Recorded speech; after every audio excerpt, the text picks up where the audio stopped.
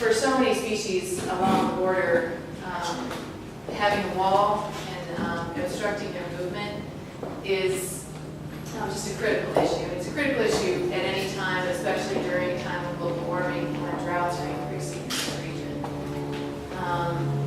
This particular species here is the Sonoran desert toad, and researchers have seen this time and time again, this species just jumping against the wall until it either dies of dehydration or predators come. I was on a flight with a researcher, and we saw two members of this herd exactly at the time that they were jumping over what was at that time the border fence, which was like a 3-strung barbed wire fence that the bison had knocked down so that they could go back and forth. And when we got down from that flight, we went to the land where the bison spent their time. And on the northern side of the border, it was a rancher.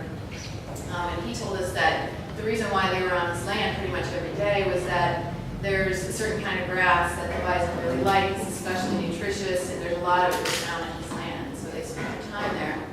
And then we went to see the rancher on the Mexican side, and he said that they came every day because there was a watering hole and very, very little water in this area, and there was a watering hole that they came to every day. It was one of the few year-round water sources in the area.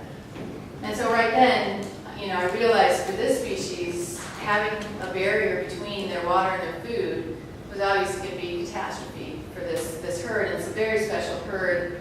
Yeah, there are a lot of bison, but most of them are in meat production herds. They're private herds. And this is a free-ranging herd. It's one of only 5 left in North America. And so if it was this big of a problem for this herd, what was it going to mean to the thousands of species that were along the border? This is actually the floodplain that drains into the Tijuana River estuary. And what it is, it's called Smuggler's Gulch.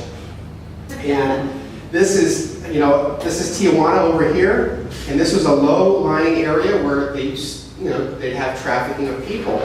Well, this was their answer. Was you can see kind of how small. This is a huge structure. Oh, here's a border patrol vehicle. So you can see the size. This was a couple loads of dirt that was dropped off here. So it's pretty amazing. And the thing, they have a little bit of drainage here for the water, but how you can look at this and not think that maybe there's some issues with the drainage system going into the Tijuana River estuary, how this could be probably affected pretty heavily. It was staggering to